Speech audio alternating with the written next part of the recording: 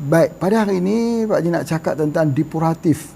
Depuratif, cuci darah. Cuci darah. Bukan mesin pencuci darah itu, bukan. Itu hemodialisis. Ya, tetapi cuci darah ni ialah supaya darah kita sentiasa segar. Kalau kita nak bandingkan cuci darah tu seperti orang buat ozon lah. Seperti orang buat ozon. Masukkan ozon ataupun orang buat vitamin C, mega dos vitamin C, itu cuci darah. Jadi dengan keadaan herba, kita tidak gunakan infus, tapi kita minum, dia boleh mencuci darah.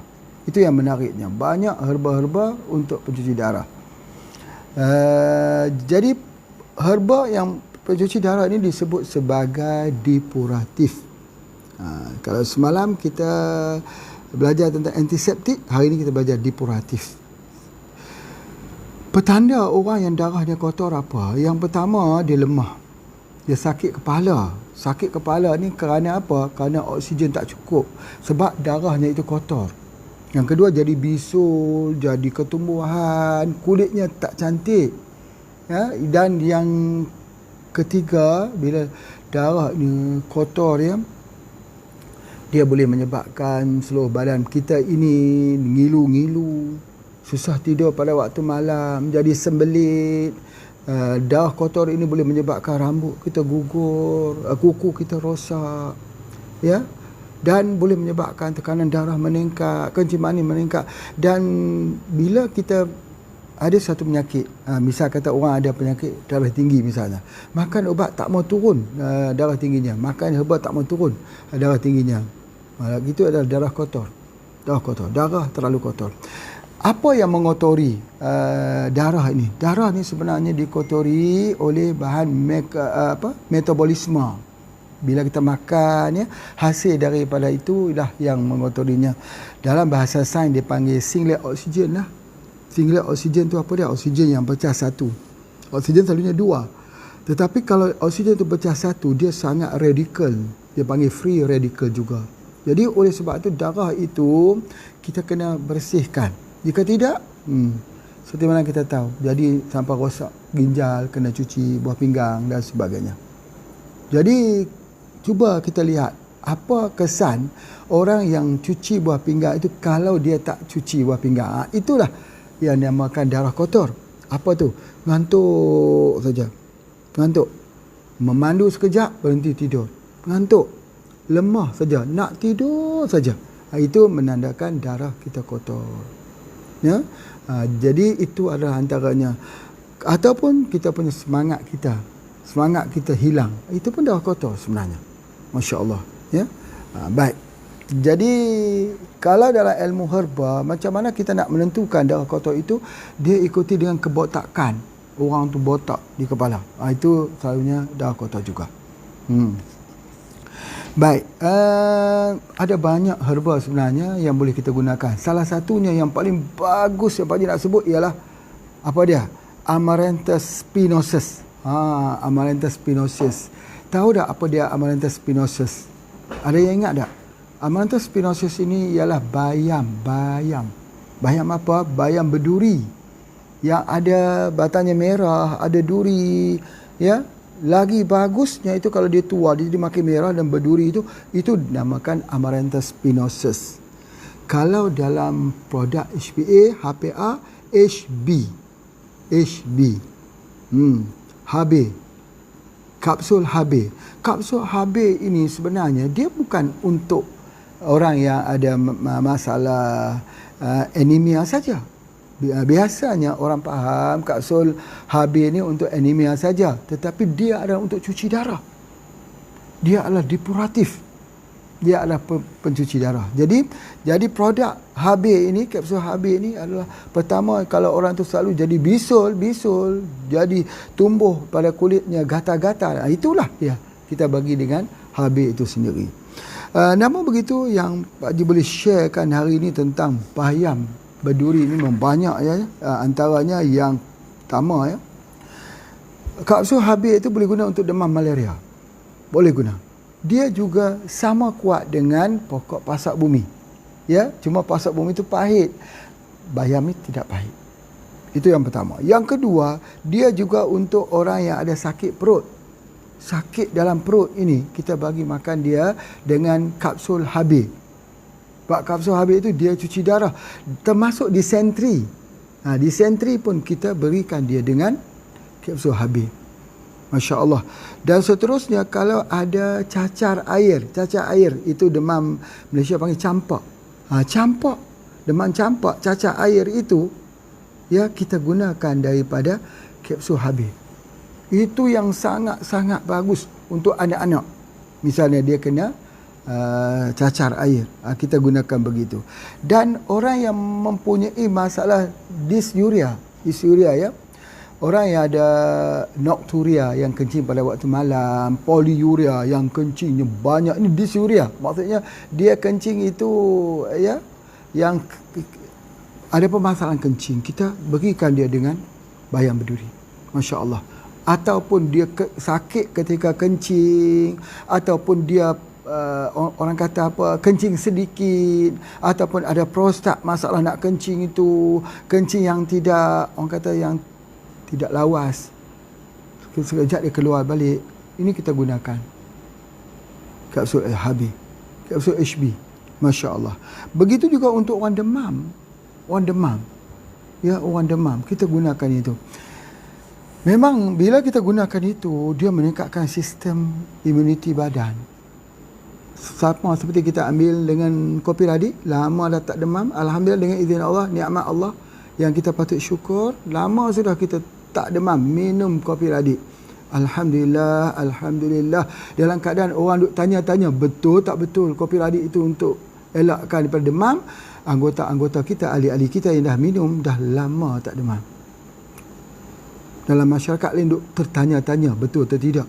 Kita, Masya Allah, kita bukan tujuan membesarkan diri, sakit dan sihat itu daripada Allah. Tapi ramai, betul kan? Nanti tanya-tanyalah teman-teman yang dah biasa amal kopi radi itu memang demam. Tapi bagi orang yang baru nak mula, memanglah kadang-kadang dia sakit kepala, susah nak tidur pada waktu malam. Kita dulu pun macam tu juga. Tetapi jangan ambil overdosis lah. Jadi artinya kalau kita baru mula, gunakan satu saja, sehari satu cawan saja, satu cangkir saja. Kemudian dah lama baru 2 cangkir. Kalau kita susah tidur pada waktu malam, jangan ambil pada waktu malam. Itu di antaranya. Begitu juga orang yang ambil kapsul HB ini. Kalau orang demam panas, berikan kapsul HB ini. Dia adalah antibiotik. Dia adalah herba yang sangat baik dan bertindak sebagai depuratif untuk cuci darah. Masya Allah. Kemudian seterusnya, dia baik. Ini tolong dengar betul-betul. Ya, tolong dengar betul-betul. Ya. Dia baik untuk histeria. Histeria. Kalau Malaysia panggil histeria. Kalau Indonesia panggil kesurupan. Kalau di Malaysia panggil histeria. Histeria tu orang yang kita sangka dia kemasukan jin. Macam mana? Macam mana kapsul HB ini boleh digunakan orang kemasukan jin? Sama yang Pak Haji katakan, dulu banyak orang ketawakan kita kalau masuk kesurupan. Pak Haji kata minum kopi tadi, insya-Allah dia tak jadi kesurupan. Sebenarnya jin itu atau masalah kesurupan itu adalah masalah mental, masalah fikiran, mewujudkan fikiran bawah sadar. Apa yang dikatakan fikiran bawah sadar? Fikiran bawah sadar ini bagi mereka yang imunitinya rendah, dia akan merakam sebuah halusinasi yang tidak wujud, dan akhirnya dia membentuk rakamannya itu di dalam tubuh badannya itu. Nanti Pak Haji akan buat satu kuliah khususnya tentang otak di bawah sedar. Ya, jadi beri dulu orang yang selalu kesurupan itu, berikan dia. Insya-Allah sembuh dengan izin Allah. Dia jadi begitu pun bukan kehendaknya, bukan. Tekanan-tekanan itu membentuk halusinasi. Tekanan di bawah sedar ini bukan kehendaknya juga. Tetapi kita perlu menguatkannya itu dengan kita berikan dia dengan kapsul HB ataupun kopi radi ataupun itu kurma ajwah. Selagi ada zat kurma ajwah yang ada dalam tubuh badannya, dia tak akan ada kesurupan, insya-Allah. Ya. InsyaAllah dengan izin Allah. Baik. Kemudian juga orang yang muntah. Orang yang muntah. Ya, yang muntah termasuk mabuk dalam perjalanan.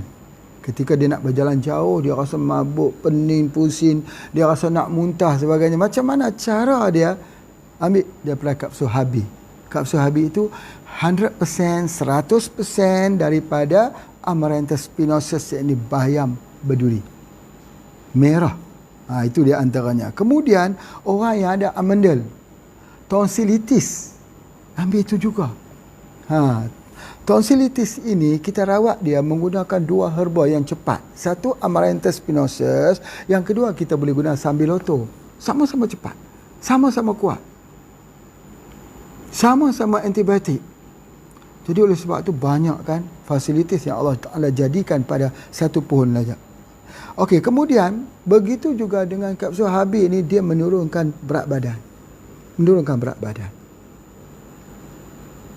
Dan seterusnya dia juga adalah untuk kita beri kepada ibu yang hamil. Bila ibu hamil, kita tak mahu anak itu mengalami kecacatan.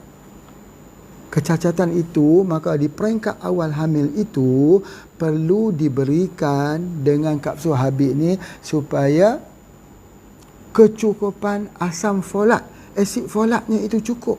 Kalau tak cukup asid folat, cacat satu, yang kedua otaknya tak berkembang. Jadi oleh sebab itu maka kita berikan kapsul Habi ini supaya anak kita itu pintar. Ya, dan tidak berlaku keguguran. Keguguran. Baik. Dan dia juga sangat-sangat bagus untuk menerangkan mata. Mata yang rabun. Orang yang sudah usia-usia senja ini selalunya matanya pun dah tak jelas, dah tak sharp.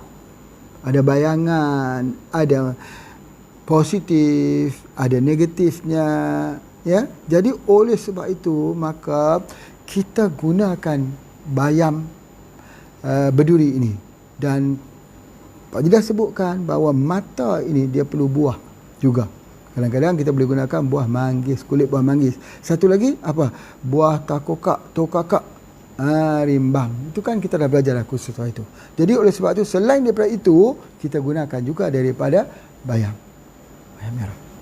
Kapsul Habi yang dikeluarkan. Alhamdulillah boleh order. Di Malaysia ada, di Indonesia masih ada.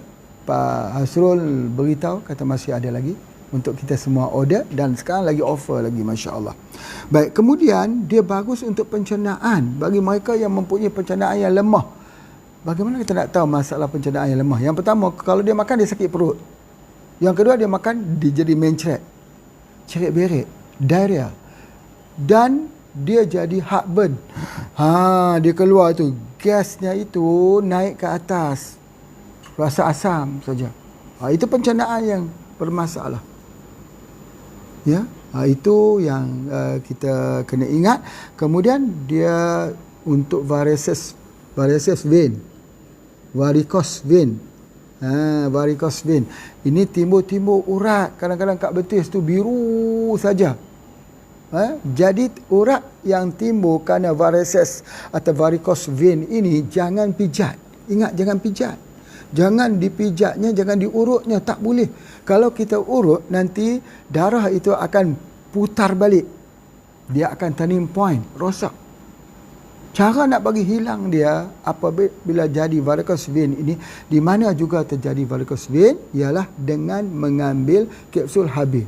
Ini sangat-sangat penting Pak Haji nak pesan. Kalau tak guna kapsul Habi, guna spirulina dan mengkudu. Itu adalah resep kita yang lama. Baik, seterusnya untuk rambut, untuk kebotakan. Kebotakan ini kita gunakan kapsul Habi. Di samping kita gunakan minyak kemiri, ya, ataupun kita gunakan minyak jarak. Nanti Pak Ji akan cerita sikit pasal pokok jarak. Pokok jarak ni bagus sekali sebenarnya. Kemudian begitu juga untuk orang yang ada masalah tulang, ngilu di tulang, lemah tulang, sebagainya. Jadi sebab itu kita pada setiap hari kita kena ada riadah. Bila usia kita sudah begini, ya, sudah macam usia Pak Haji ni, dah menyambut hari ulang tahun dah 1 Juni yang lepas, maka tulang-tulang kita makin lemah dan kita jadi makin kaku. Pergerakan kita seperti robot, seperti berjalan seperti bukan seperti jalan begitu sebagainya. Jadi kita kena longgar-longgarkan. Setiap hari kena longgar-longgarkan. Antara dia begini. Lihat. Cara dia kita kena longgar di sini dulu. Kawasan ini. Jadi kawasan ini longgar dia begitu saja. Seolah-olah kita pegang satu benda ini untuk kita buka ya. Kita buka begitu. Begitu diluruskan.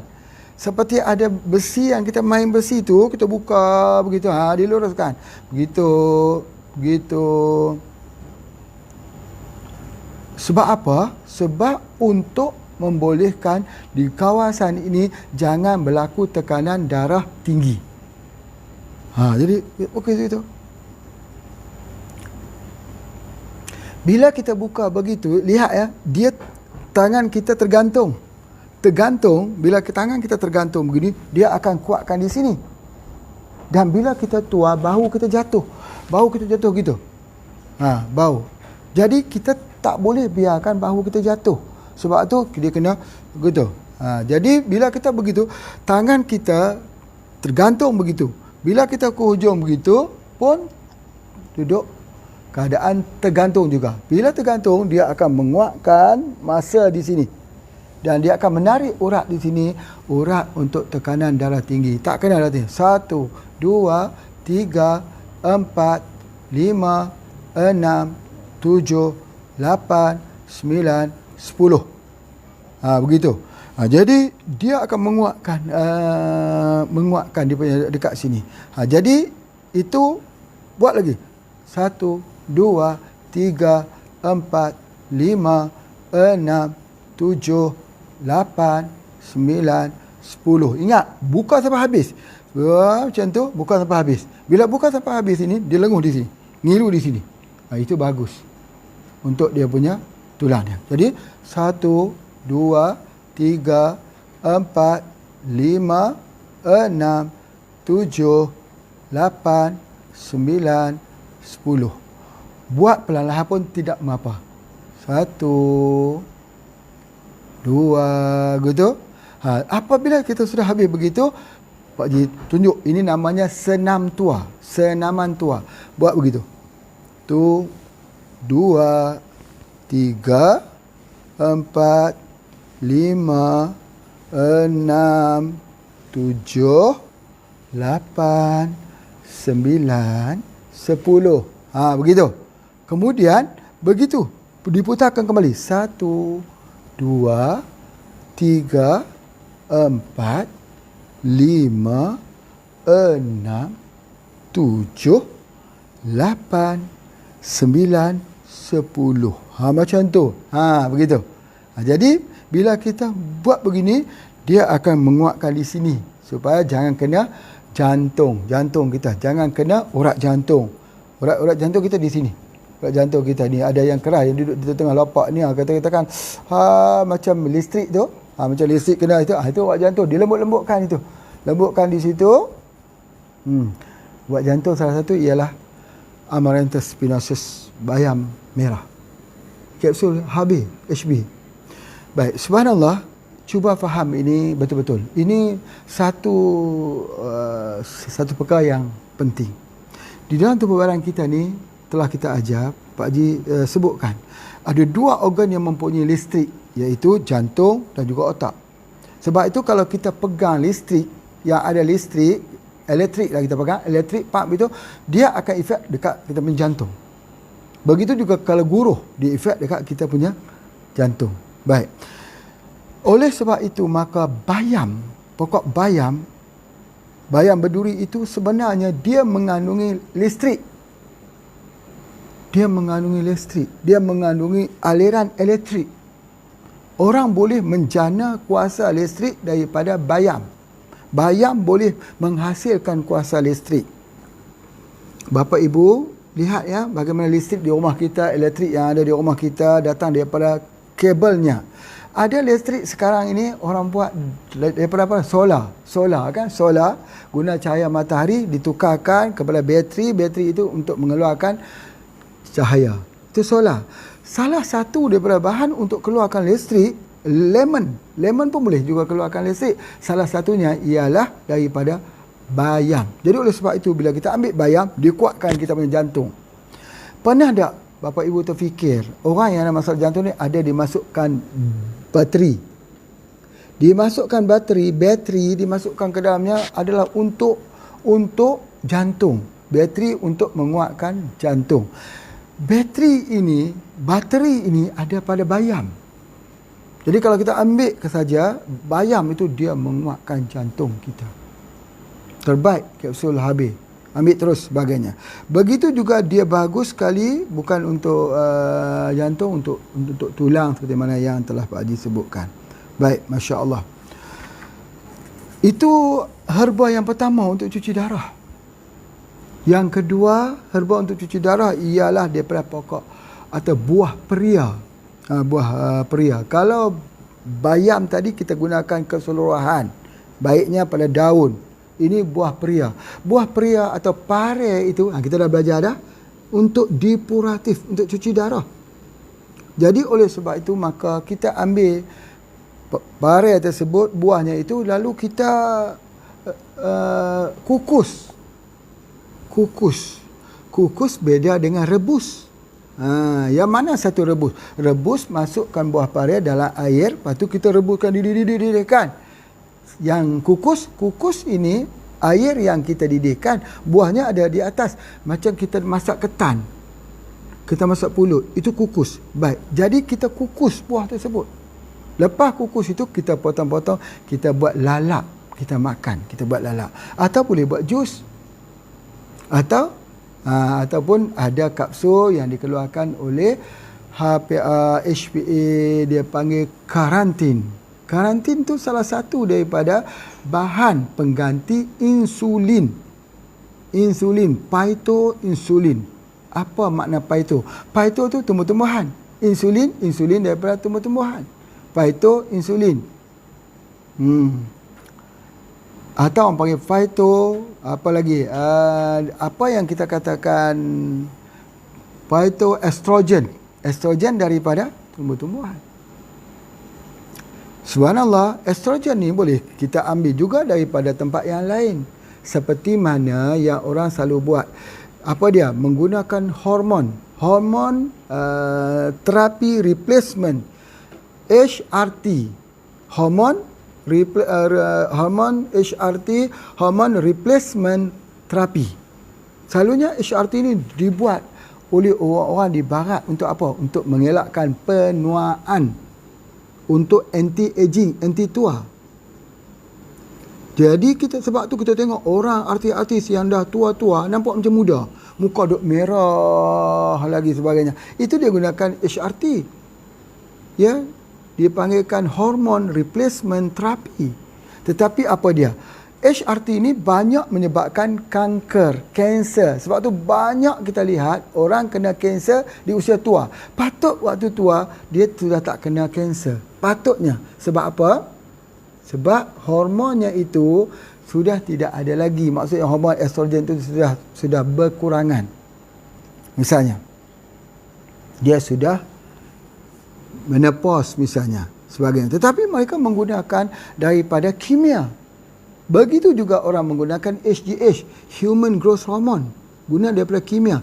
Tetapi di dalam herba ini dia ada phytoestrogen. Apa dia? Herba kita namanya Puraria. Puraria yang diambil di Chiang Rai, di Thailand, itu mengandungi phytoestrogen yang paling tinggi. Sebab itu estrogen ini bila kita makin tua, memang betul kita jadi semakin panas waktu malam, tidur pun tak enak, badan ngilu-ngilu, perasaan dia tidak bahagia. Cuba ambil apa dipanggil Puraria. Puraria yang dikeluarkan daripada produk kita. Dimulai dengan tidur yang berkualiti, tidur yang berkualitas. 1 kapsul untuk 3 hari. Bukan 3 hari, betul? Untuk 3 hari 1 kapsul saja. Jangan 3 kapsul 1 hari. Tak boleh begitu. Tapi kalau ambil 3 kapsul 1 hari pun boleh bagi orang yang mengandungi, yang mempunyai permasalahan defisit hormon. Galau boleh kita gunakan. Itu sangat penting dalam perawatan, mencari phytoestrogen yang tinggi untuk perempuan. Sebab apa? Phytoestrogen itulah yang menaikkan balik dia punya breast dia, kulit dia, muka dia. Itu maaf lah sikit. Pak Haji kalau nak cerita di sudut ilmu, Pak Haji boleh menceritakan. Sebab amalan-amalan orang dahulu ni, Masya Allah, untuk jaga, untuk fitkan badan. Banyak. Selain pada riyadhah, ada ubat untuk sapu, khususnya untuk kulit kita supaya dia jadi kencang lah maksudnya. Seperti lulur itu. Lulur. Baik. Untuk ibu-ibu yang mengikuti program ni, ambil tip Pak Haji. Pak Haji nak ajak bagaimana cara buat lulur badan, kulit bagi kencang, bagi tegang. Disapu ke seluruh tubuh badan kita ni, dia jadi fit balik. Ambil dia banyaknya. Pertama, ambil 2 helai daun jarak. 2 helai daun jarak. Yang kedua, ambil 2 buah pinang. 2 buah pinang. Ni sangat penting ni.